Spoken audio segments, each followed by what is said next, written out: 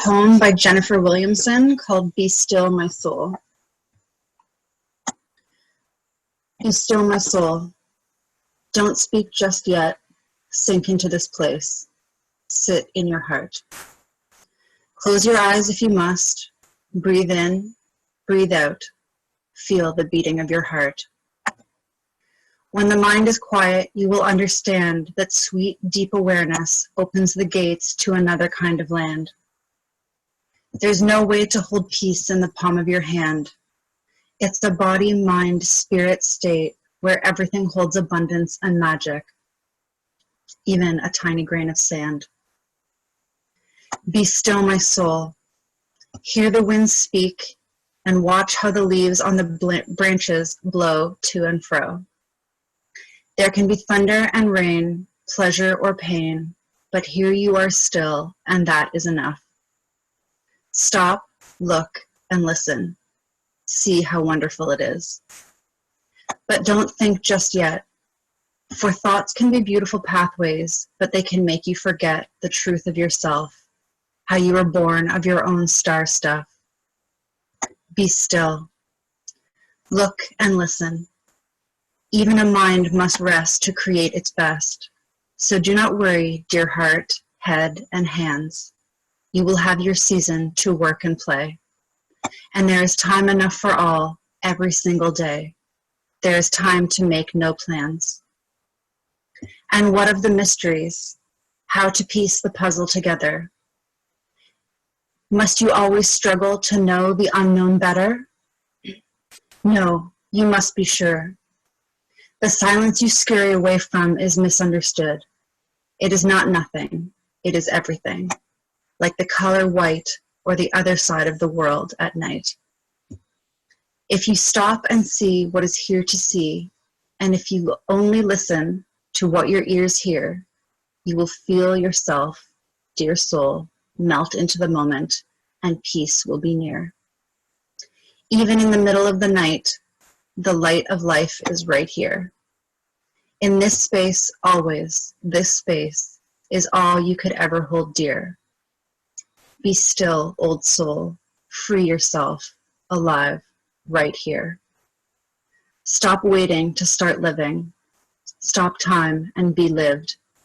Hear the sweet melody of your stillness and the music that it gives.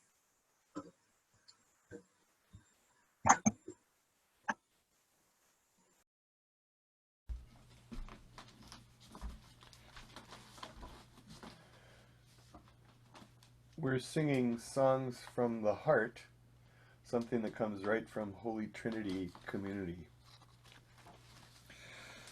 Lo, lo, lo, lo, lo, lo, lo, lo, lo, lo, lo, lo, lo, lo, lo. Just as the deer longs for the water brooks, so longs my soul for you, O Lord my God. All that I am thirsts for the living spring of your kind presence, welling deep within. Why now so full of heaviness, my soul? Why such disquiet deep within my heart? Deep calls to deep in cataracts of thunder. Your floods and rapids crash across my life. My tears have been my food both day and night. My God, why now have you forgotten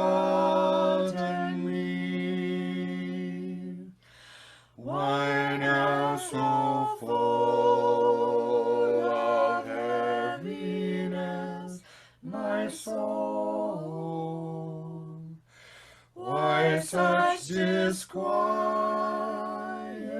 deep within my heart. All through the day, my God will comfort me, and in the night my voice will raise God's song, and I will go to worship in God's house.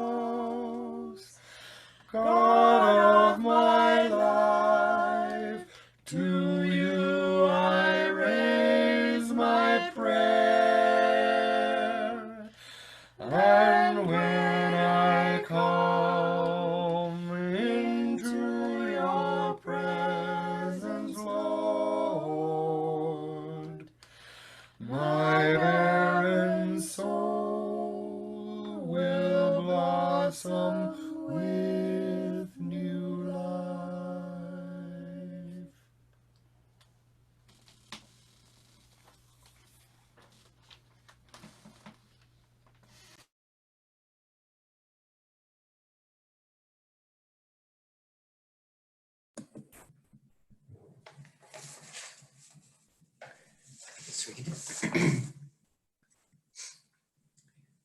A reading from the Gospel according to Matthew.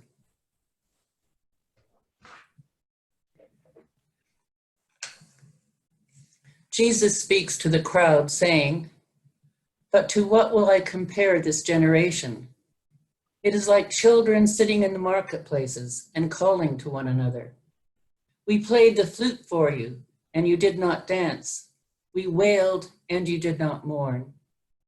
For John came neither eating nor drinking, and they say, 'He is a demon.'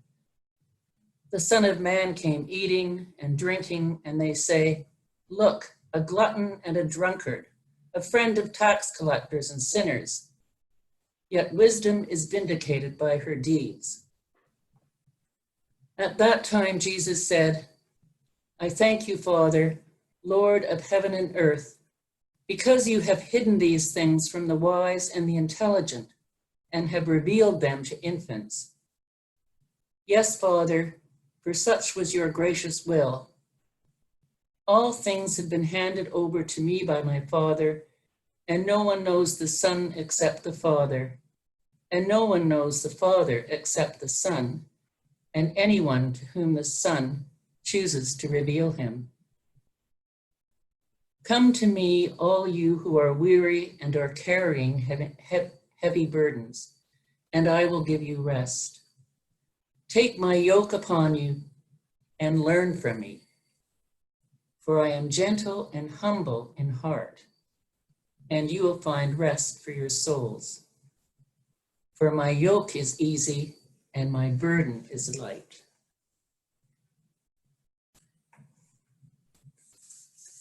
The Gospel of Christ.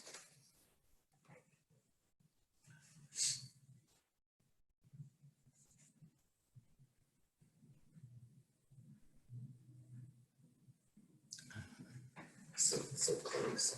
I think you're going to be on now for the. Over to you, Michael.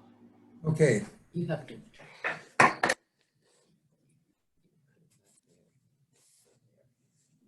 good morning, everyone.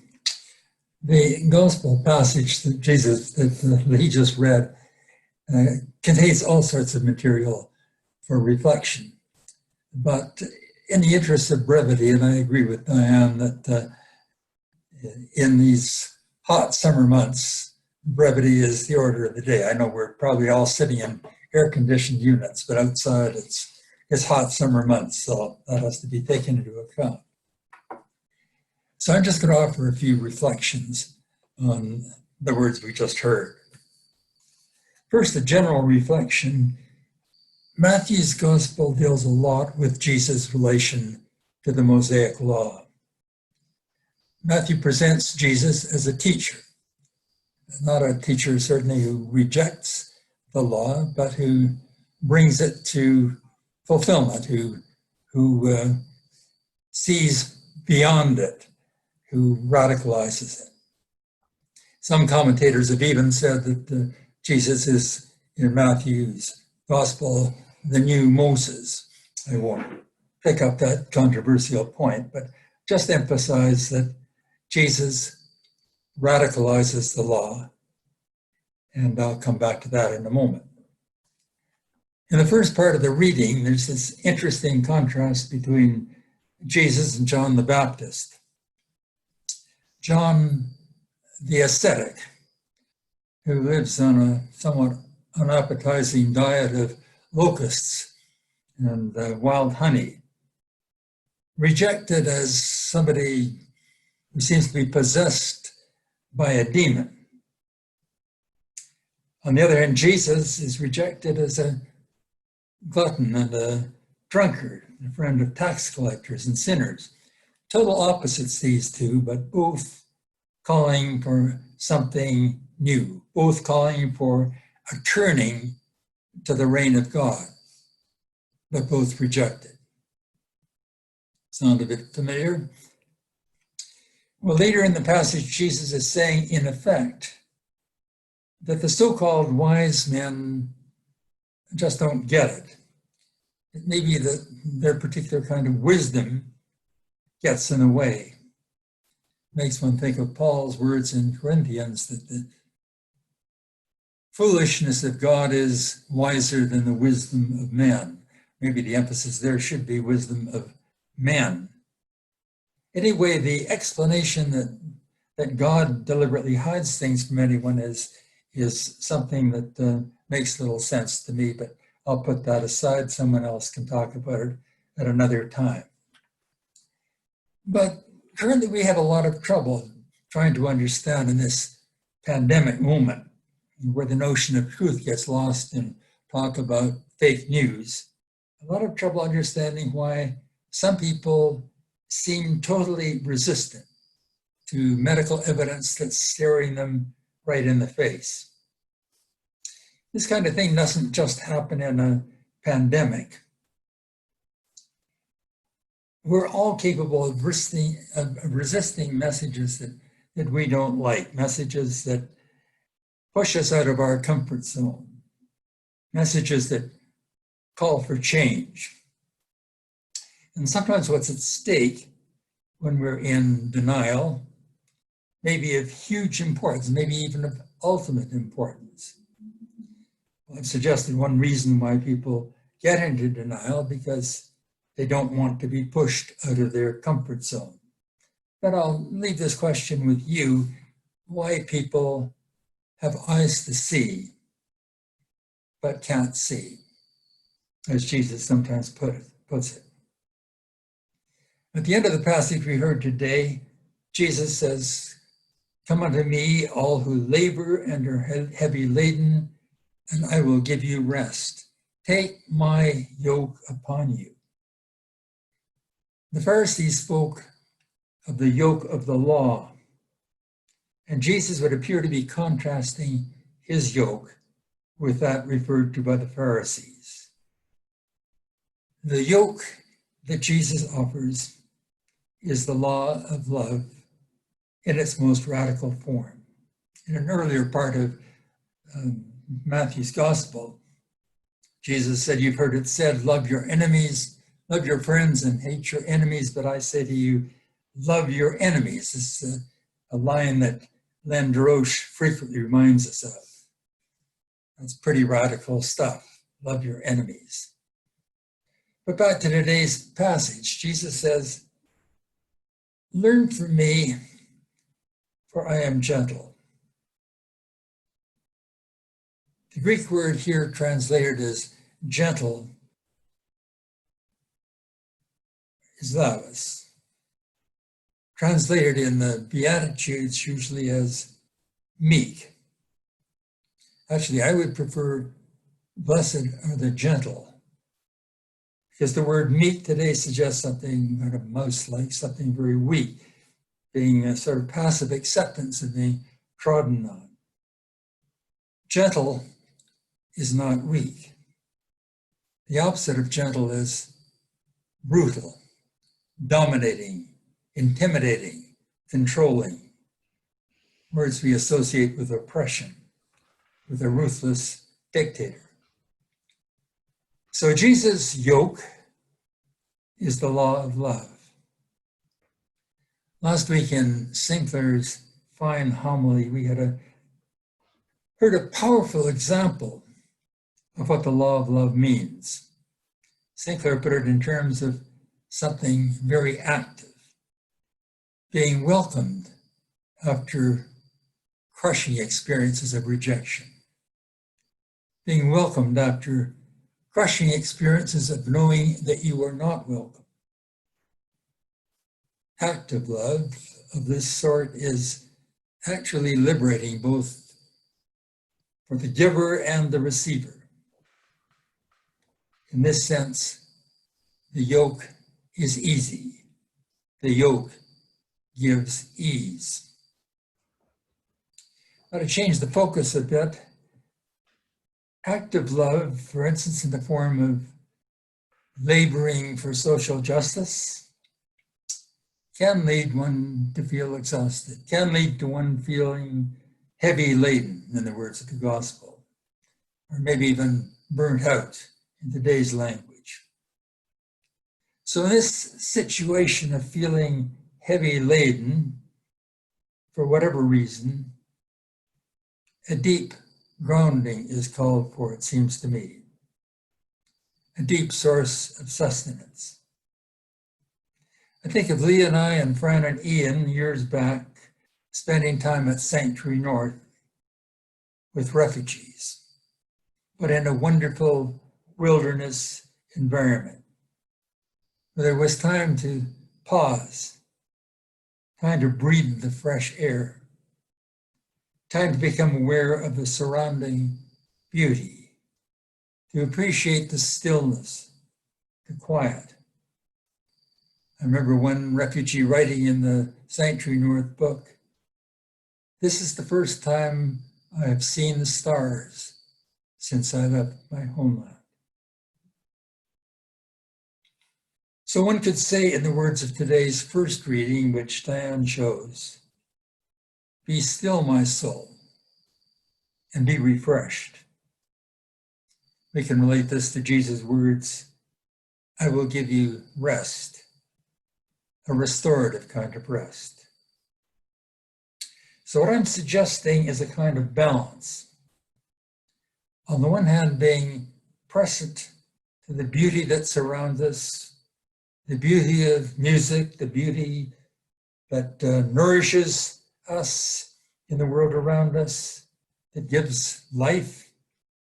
And on the other hand, being energized in our daily lives by the active love that strives for justice, that feeds for the hungry, as Zach and others are doing, that works to house the homeless, as Kathy Crow and others are doing, and welcome those who have been battered in one way or another by the destructive forces in our society.